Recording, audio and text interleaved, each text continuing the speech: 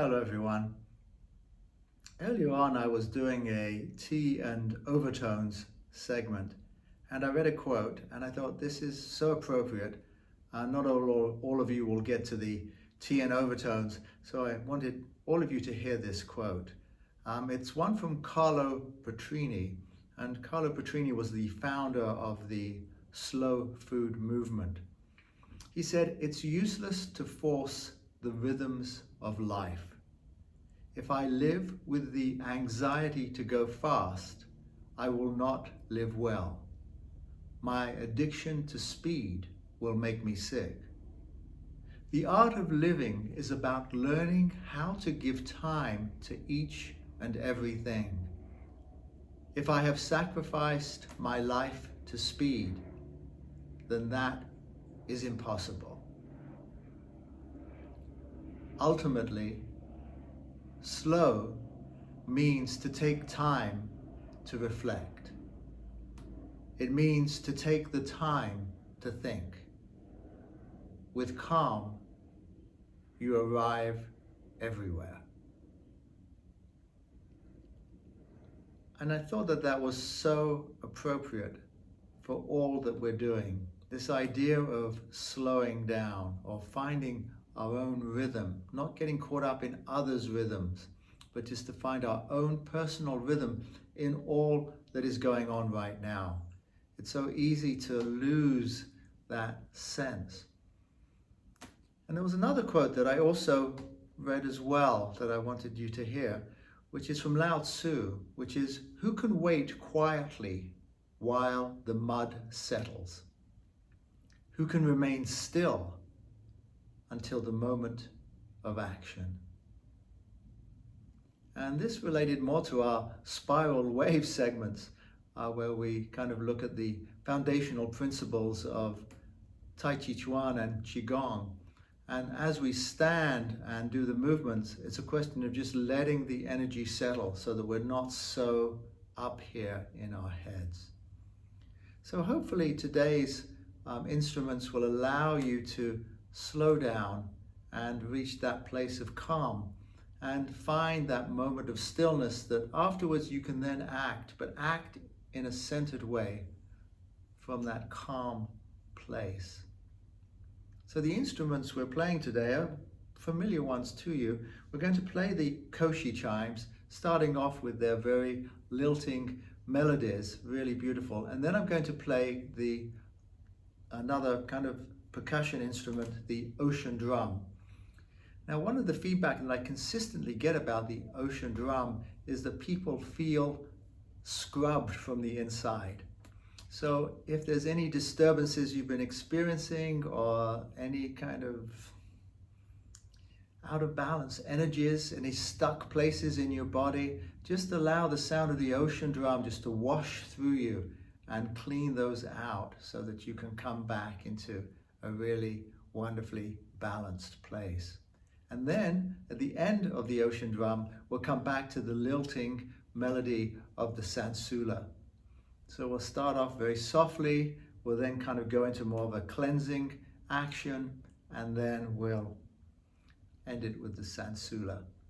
So hopefully you'll relax at this time. Remember, your intention is really the key to this whole process. What we're doing is creating the energy field, allowing the sound to be the traveler or the carrier wave into the field of grace. And then manifesting your intention for you, or the essence of that intention.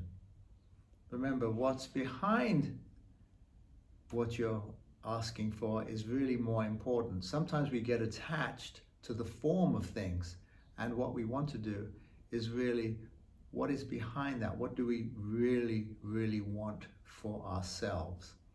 So yesterday we talked about, I would like to get more money.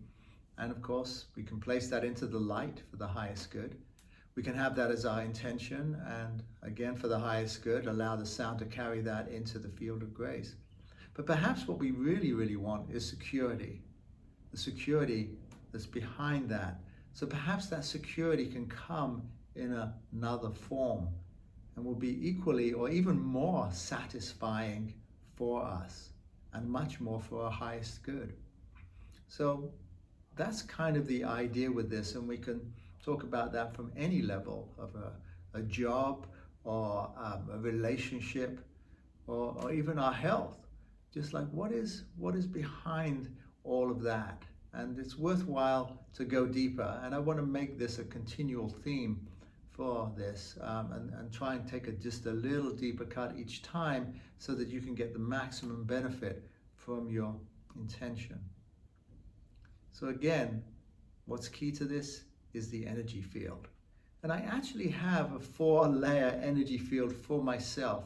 I always ask for the light for the highest good, or as we've called it here, the highest and purest light from the highest and purest source to surround and fill each one of us and the space we're in for the highest good. But if we're in a hurry, we can just say, I just ask for the light for the highest good. That's really fine. I mean, it really is the intention and calling ourselves forward into that.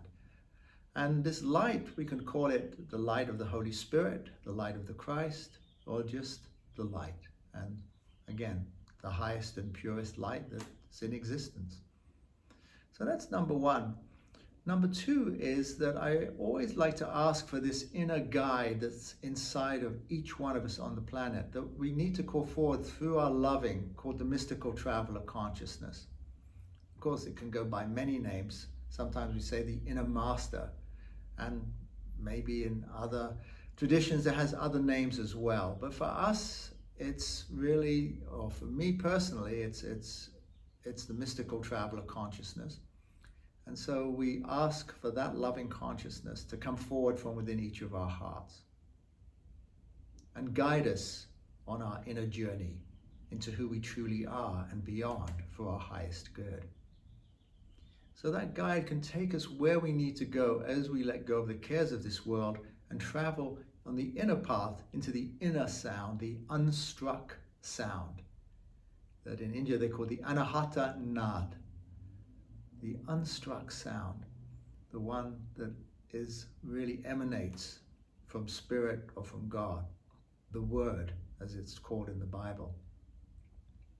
So that's a very important part. And this part of the beauty of the mystical traveler consciousness is that when we call it forward, it can assist us to let go of things and balance our karma, our negativity, our upset, our fears, our worries or concerns. So when we ask for the consciousness of the mystical traveler to transmute or release or dissolve any of that, we also ask for it to be taken back into the nothingness from which it came for our highest good. So allow yourself to place any fears or tensions or worries and ask that the mystical traveler consciousness clear that away for you for your highest good.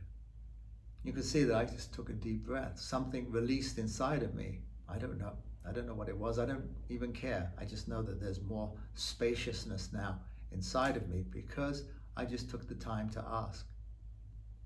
Now, you may have your own spiritual master and your own spiritual path. Maybe you're into the Buddhism. Some people are into the Lord Maitreya, Buddha, Moses, Pythagoras. I mean, there's a lot of teachers and energy fields out there, and each of them represent a certain energy field. The one that I go to, my go-to one for my time in this world is the Lord Jesus Christ. That is the one that I call forward. So I ask for the Lord Jesus Christ to be present and guide us, assist us, and bless us and protect us on our sound journey and in our lives. So that's a very, very important one as well. And for me as well, that the one who has led me into the sound and into so much awareness for the last coming on 50 years now, I will have to say that, is John Roger, my spiritual teacher. A man so unconditionally loving and so aware. It was absolutely extraordinary to know him and to be with him. And feeling his presence still with us, even though he's passed on from this world, about 5 years or so ago. but very real and very present for me and in me. And I always like to call that forward. The energy, the way I ask for it is, I ask for the energy and the presence of John Roger to infuse everything we're doing for our highest good. Now, as I'm doing this, perhaps some of you go along with the same kind of ideas, or some of you put your own ideas into it. It really isn't about what we call things. It's not about the names. It's about us moving into loving. I just find that those things now balance the field, and now we're ready for what we're to do. So if there's something you wish to place into the light for the highest good, or place somebody into the light for the highest good, please go ahead and do so. And as you do so, we come into this loving heart of ours and allow that to expand into our bodies, throughout our consciousness, into our mind, into our emotions, into our unconscious, so that we connect with the Spirit. To me, that loving is the bridge between our outer world, loving, and as we take that inside into the inner world, the world of Spirit. So with your intention clear, always keeping in mind the highest good, let us take our sound journey together.